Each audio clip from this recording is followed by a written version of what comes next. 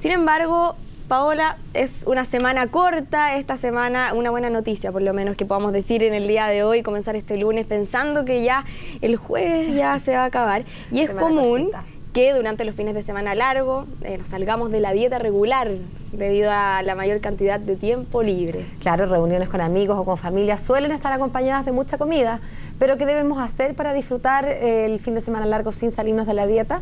Bueno, queremos responder este interrogante, para eso nos encontramos con la nutricionista de Diet, Catherine Larraguibel. ¿Qué tal, Katy? Buenos días. Buenos días, ¿cómo están? Este es un fin de semana particular, porque si bien es un fin de semana largo, y eso en general significa exceso de comida, para el mundo católico, cristiano, es un fin de semana en general debería ser de menos exceso, por lo menos el día viernes, ¿no? El día viernes en que además la costumbre de comer pescado está a veces una como semi-obsesión, ¿no? De comer pescado como si fuera lo único que se puede comer.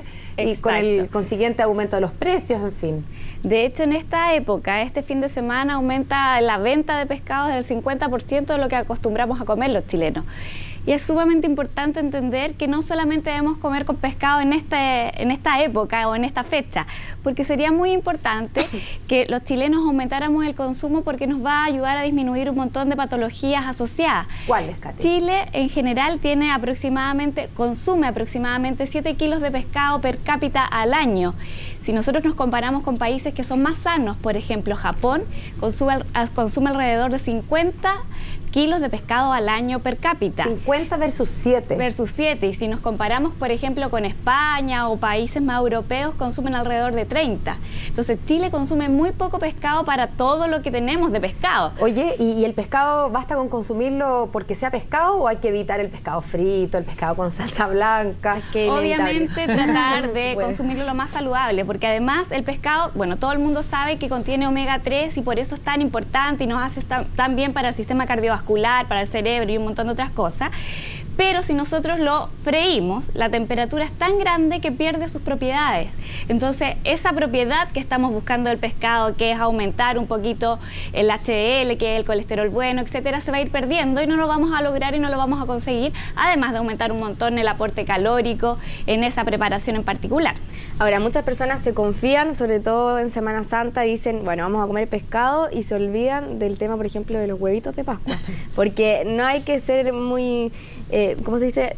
Hay que ser realistas. Los papás se comen los huevitos de los niños y eso pasa en todas las familias. Somos muy solidarios, claro, para que no se enfermen de la guata. Y todo eso también mezclado con muchas veces pastas que se hacen para evitar el consumo de carnes. ¿Cuál es la principal recomendación que nos das tú justamente para este fin de semana? Idealmente, o sea, está claro que igual nos vamos a salir, igual vamos a comer un poquito más de chocolate de lo que comemos habitualmente, porque además la publicidad no nos ayuda en ese sentido.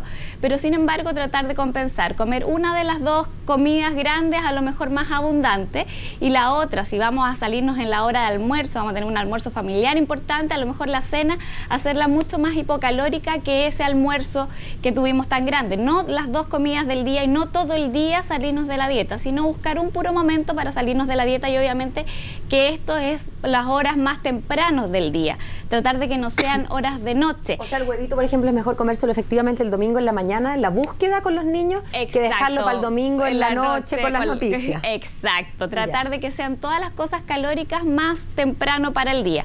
Es sumamente importante en esta época, como se come mucho pescado, tratar de aumentar el consumo de pescados más bien magros, que son los pescados que tienen menos de 3% de grasa. ¿Cuáles son esos? Los blancos, por ejemplo, la tilapia, el blanquillo, la reineta, la merluza, etcétera. O sea, esos pescados más contundentes y enjundiosos como el salmón, el atún, el jurel, espada, ¿cómo se llama? La cora. Esos son no. Esos en estas fechas, como vamos a comer más de la cuenta, tratar de evitarlo. O sea, en un fin de semana normal, que a lo mejor nos cuidamos un poquito más, podríamos a lo mejor comer salmón, que tiene una cantidad de omega 3 pero impresionante, pero esa cantidad de omega 3 también va asociado a más cantidad de grasa y caloría. Entonces este fin de semana en particular, que vamos a comer huevitos de chocolate, a lo mejor elegir los pescados más blancos, igual que los mariscos más blancos. Oye, ¿y cuán malos son los huevitos de chocolate? Digámosle, seamos justos con los huevitos de chocolate. ¿Cuánto engorda finalmente cuando dice, oye, cometí un pecado mortal, me comí 3 huevitos de chocolate? Hablemos de esos huevitos chiquititos, no de esos mega. Vas a tener como por huevito más o menos como 40 40 o 50 calorías, que no es tanto. Si nos comemos unos 3 no está mal. Por eso te digo, el exceso siempre es malo, y lo que siempre conversamos acá, si nos comemos 3 huevitos de chocolate no pasa nada. El punto es que habitualmente no nos comemos 3. El punto es que ¿quién logra comerse 3 huevitos y solo 3 huevitos? Ese es el problema, que siempre nos pasamos en la cantidad, y ahí está el problema. Y por eso, como nos vamos a pasar en la cantidad de huevitos, y lo más probable es que no nos comamos 3, porque está ahí lleno de huevitos, vamos a tratar de compensar el día y comer un ceviche, un mariscal, estas cosas que son más sanas. Casi todos viajan a la playa, gran parte de la población chilena. Entonces es importante también estimular el consumo de mariscales que en general no nos aportan gran cantidad de calorías, porque tienen menos grasa que el pollo y el pavo incluso. Oye, Katy, en general, si quisiéramos hacer un cambio de rumbo a nuestra dieta y quisiéramos empezar a consumir más pescado y marisco, y no solamente en Semana Santa, ¿cuántas veces a la semana deberíamos, en el menú de nuestra casa para nuestros hijos y nosotros, incluir el pescado o los mariscos? Por lo menos 2 veces por semana. Esa es la recomendación mundial, y sobre todo la que tiene Chile. En Chile habitualmente comemos una vez al mes, y hay gente que come una vez a la semana con suerte, ¿ya?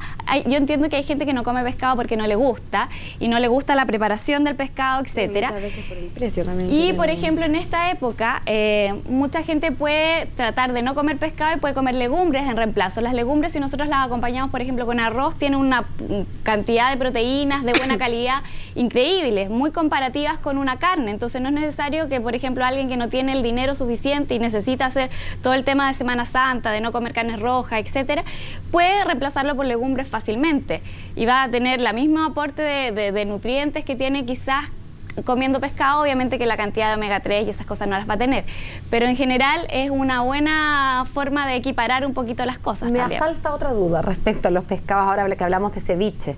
Sabemos que para la cocción se necesita el calor y no basta el limón.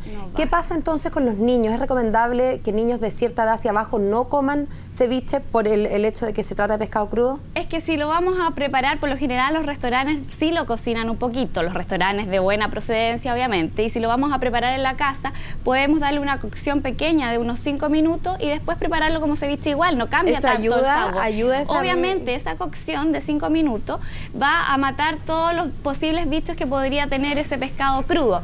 Es súper importante que al minuto de comprar el pescado, porque en esta época tienden a haber mucha oferta de pescado y venden un montón de pescado todos los proveedores en general, y no nos preocupamos mucho en la calidad de ese pescado, y por eso vienen las enfermedades después asociadas. Nosotros nos tenemos que fijar que las agallas del pescado sean rojitas, no cafés. Por lo general hay muchos pescados que están en descomposición y los productores lo tratan de ocultar, entre comillas, y nos enfermamos. La piel, las escamas tienen que estar bien adheridas, no tienen que tener como una consistencia gelatinosa, que eso también pasa habitualmente. Los ojitos del pescado nos tenemos que fijar que estén brillantes, no que estén hundidos, porque eso también es indicio de que está malo. Obviamente que el olor también es indicio que está malo, pero nos tenemos que fijar mucho en la textura de la piel del pescado, y es fácil de reconocer. De hecho, en los supermercados, si nosotros vemos un pescado congelado, hay muchas veces que encontramos que las agallas están totalmente pálidas, y ese es un pescado que lo más probable que aunque nosotros lo veamos ahí en el supermercado, que es confiable entre comillas, quizás está malo. Entonces no nos arriesguemos a ese tipo de cosas. Eso sí que es importante, ya, porque también como aumenta el consumo del pescado, también aumentan las enfermedades o las intoxicaciones por pescado. A cuidarse entonces del pescado malo y de los excesos. Claro que Muchas sí. gracias, Katy, que estés bien. Nos vemos.